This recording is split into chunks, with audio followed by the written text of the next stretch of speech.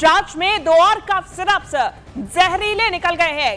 Syrup री-लाइफ और recipe fresh TR में खतरनाक केमिकल मिले, जहां सिरप में डाइएथिलीन ग्लाइकोल की ज्यादा मात्रा मिली है। जांच में तय मात्रा से ज्यादा है ये खतरनाक केमिकल जो कि बरामद हुए हैं। मध्य प्रदेश में दोनों ही कफ सिरप्स बैन कर दिए गए। गुजरात में ये दोनों कफ सिरप का प्रोडक्शन होता है, यहां बनाए जाते हैं और अब इन्हें मध्य प्रदेश में बैन किया गया। बता दें कि इसके पहले कोल्ड्रिफ नामक कफ सिरप में भी इसी प्रकार से 48.6% जहरीला पदार्थ मिला था, जिससे अब तक 15 बच्चों की जान जा चुकी है।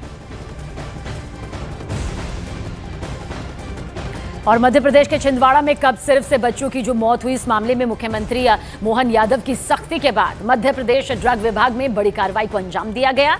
मध्य प्रदेश सरकार ने खाद्य एवं औषधि प्रशासन और स्टेट लाइसेंसिंग अथॉरिटी के उपसंचालक शोभित कोस्टा, छिंदवाड़ा के औषधि निरीक्षक गौरव शर्मा और जबलपुर के औषधि निरीक्षक शरद कुमार जैन को निलंबित कर दिया। वहीं मध्य प्रदेश के ड्रग कंट्रोलर दिनेश मौर्य को भी पद से हटा दिया गया है। यह कार्रवाई इस मद्देनजर की गई है कि अब तक 15 बच्चों को अपनी जान देखिए किस तरह से गंवानी पड़ गई है। जिंदगी देने वाली दवाइयां कितनी जहरीली थी कि इनकी डोज उन मासूम बच्चों की सांसें रोक देती है, जिनकी तस्वीरें सामने आती है और रोता बिलखता वो परिवार भी सामने आता है। जिसके बाद मुख्यमंत्री मोहन यादव ने सख्त एक्शन लिया है। कई जांच कमेटियां भी बना दी गई हैं। कानूनी प्रक्रिया का दौर भी जारी और नजर पैने तौर पर रखी जा रही है। और मध्य प्रदेश के मुख्यमंत्री मोहन यादव कफ सिरप की वजह से जान गंवाने वाले बच्चों के परिवारों से मिलने के लिए छिंदवाड़ा पहुंचे। सीएम ने पीड़ित परिवारों से मिलकर उन्हें भरोसा दिलाया कि इस मामले में दोषियों को बख्शा नहीं जाएगा।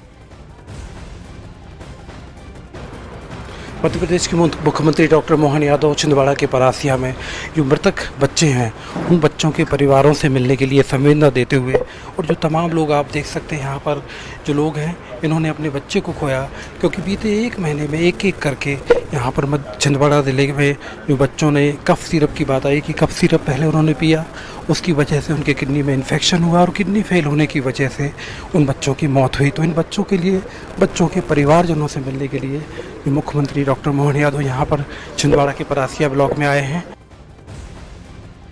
तो छिंदवाड़ा में पीड़ित परिवारों से मिलने के लिए पहुंचे मध्य प्रदेश के मुख्यमंत्री मोहन यादव ने न्यूज 18 इंडिया से संवाददाता मनोज शर्मा से खास बातचीत की है और दोषियों के खिलाफ की जा रही कार्रवाई पर पूरी जानकारी दी है।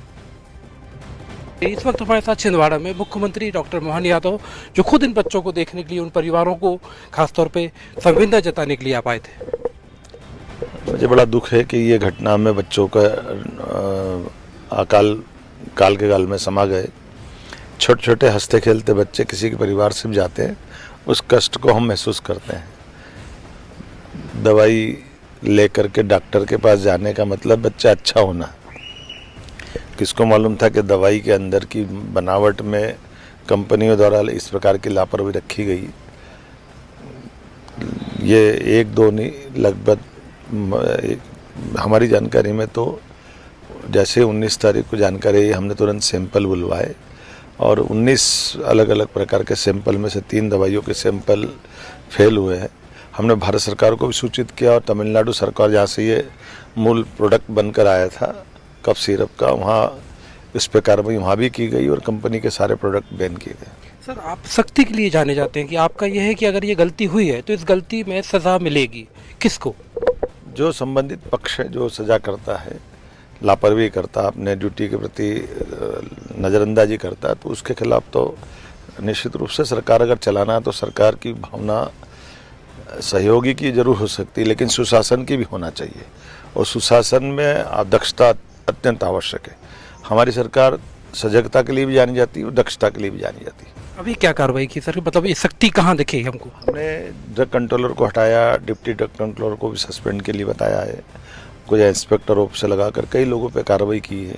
जिन डॉक्टर ने इलाज किया उन पे भी केस बनाया, जिनकी दुकान से या बाकी चीज़ों को बिक्री हुई है उस सब पर भी हमने कार्रवाई की है।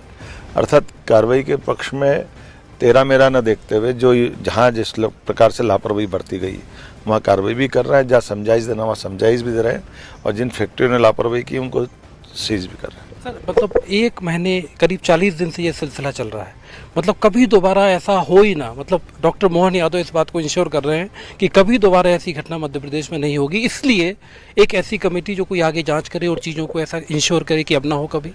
बिल्कुल यही सही बात है कि हमारे द्वारा केवल इस प्रकार की घटना नहीं, इतना बड़ा प्रशासन चलाते हैं, सरकार चलाते हैं, तो स्वाभाविक रूप से उन सारे अंगों के अंदर एक फंक्शनिंग होती है, काम करने के तरीके होते हैं, और काम करने के तरीके में जहाँ सजगता से काम करते हैं वहाँ पीठ थपथपाते हैं, आगे बढ़ाते हैं, लेकिन लापरवाही होती है तो उसको बर्दाश्त नहीं करते।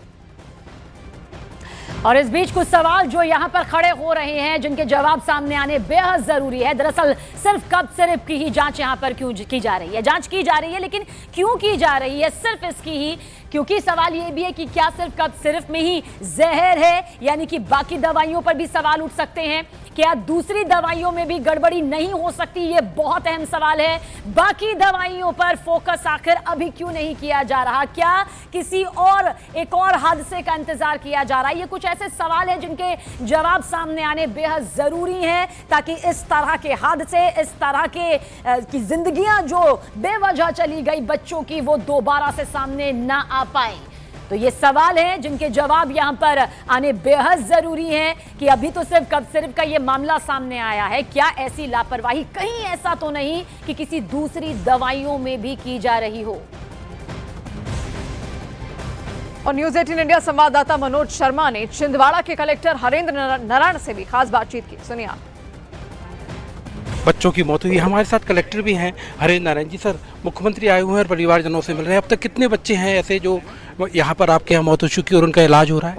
जी, 8 बच्चों का इलाज नागपुर में जारी है, और जैसा कि आप सबको मालूम है कि माननीय मुख्यमंत्री जी ने ये घोषणा की थी कि जो भी जिन बच्चों का इलाज जारी है उन सभी का इलाज शासन की तरफ से किया जाएगा। तो हमने अपनी टीमें जो हैं वो हमें परमानेंट वहाँ पे स्टेशन कर रखी हैं, जितने भी हॉस्पिटल हैं उनमें सभी में एक टीम, जिसमें एक राजस्व अधिकारी और एक डॉक्टर हैं, जो वहाँ पे परिवारजनों से और डॉक्टर्स, वहाँ के डॉक्टर से सतत संपर्क में रह के और ये पूरा सरकार करा रही है, इंश्योर कर रहे हैं कि इलाज में कहीं कोई कमी ना रहे। अगर कोई भी मल्टी स्पेशलिटी, अगर वो एपारेटस भी ऐसा बताते हैं कि ये करना है, तो वो उसके लिए मतलब कहीं से कोई कोई कन्फ्यूज़न ना रहे, उनको क्लियर रहे कि हाँ पूरा जो इलाज का खर्चा है वो सरकार वहन करेगी। सर, जो अभी तक मौत कितनी है और कितने लोगों तक पैसा पहुंचा गया?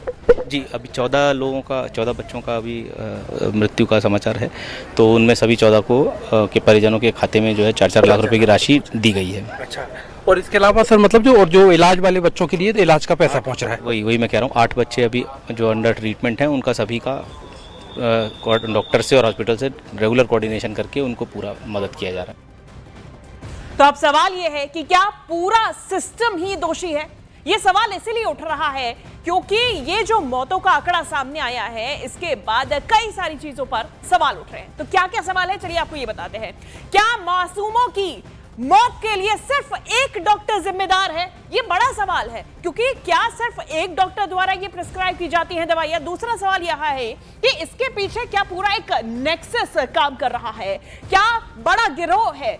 कफ सिरप की बोतल में जहर की सप्लाई कैसे हुई? ये सबसे बड़ा सवाल है। दवाई बनने से लेकर दुकान तक पहुंचने में जांच क्यों नहीं हुई? क्या कुछ भी सरेआम खुलेआम बिक रहा है, बाजार में इस तरीके से मिल रहा है?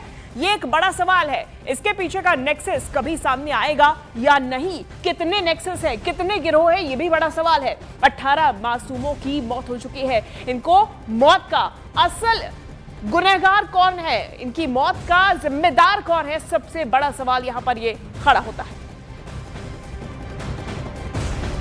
और देखिए, मध्य प्रदेश में कफ सिरप से जिस तरह से बच्चों की मौत हुई, डॉक्टर की गिरफ्तारी पर इंडियन मेडिकल एसोसिएशन ने सरकार और एजेंसीज पर बड़े सवाल खड़े किए हैं। दरअसल आईएमए का कहना है कि डॉक्टर को गिरफ्तार करना न सिर्फ जल्दबाजी है, बल्कि अधिकारियों और पुलिस ने कानून की सही जानकारी न होने के चलते ये कदम उठाया। एसोसिएशन ने साफ कहा है कि असली दोषी दवा बनाने वाली कंपनी और निगरानी में नाकाम रही एजेंसियां हैं, न कि इलाज करने वाला डॉक्टर। आईएमए का आरोप है कि जांच एजेंसियां अपनी नाकामी छिपाने के लिए डॉक्टर को बलि का बकरा बना रही है।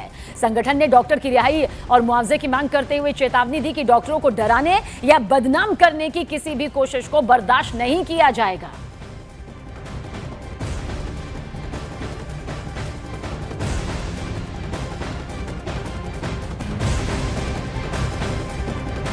और वहीं तमिलनाडु में बनी खतरनाक कफ सिरप कोल्ड ड्रिफ्ट पर महाराष्ट्र सरकार भी अलर्ट मोड पर आ चुकी है। स्टेट ड्रग्स कंट्रोलर और जॉइंट कमिश्नर डॉक्टर डीआर रहांगे ने न्यूज 18 इंडिया से खास बातचीत में बताया कि यह सिरप महाराष्ट्र में सप्लाई नहीं हुआ है, लेकिन एहतियातन पूरे राज्य में इसको लेकर अलर्ट जारी कर दिया गया है। तो कफ सिरप से लगातार कई मौतें यहां पर हो रही हैं। कोल्ड ड्रिप का जो कहर है वो महाराष्ट्र में ना पाए। नहीं, कोल्ड ड्रिप एक कप सिरप है और ये कप सिरप तमिलनाडु में मैन्युफैक्चर हुआ है। पर्टिकुलरली बैच नंबर SR13 ये बैच में डाइथिलिन ग्लाइकॉल जो कि injurious to the health substance है उसकी मिलावट पाई गई। हमने तमिलनाडु से इसके बारे में महाराष्ट्र में सप्लाई हुआ क्या इसके बारे में तमिलनाडु और सेंट्रल गवर्नमेंट से जानकारी लेने के बाद हमें पता चला कि इसका महाराष्ट्र में सप्लाई तो नहीं हुआ है, लेकिन फिर भी किसी माध्यम से यदि वो महाराष्ट्र में आया है तो कोई भी हमारे महाराष्ट्र की जनता है उसे यूज ना करे और जिसके पास भी किधर ये स्टॉक महाराष्ट्र में पता चलता है तो एफडीओ और पर्टिकुलरली हमें इन्फॉर्म करे, ऐसी एडवाइजरी हमने जारी की है।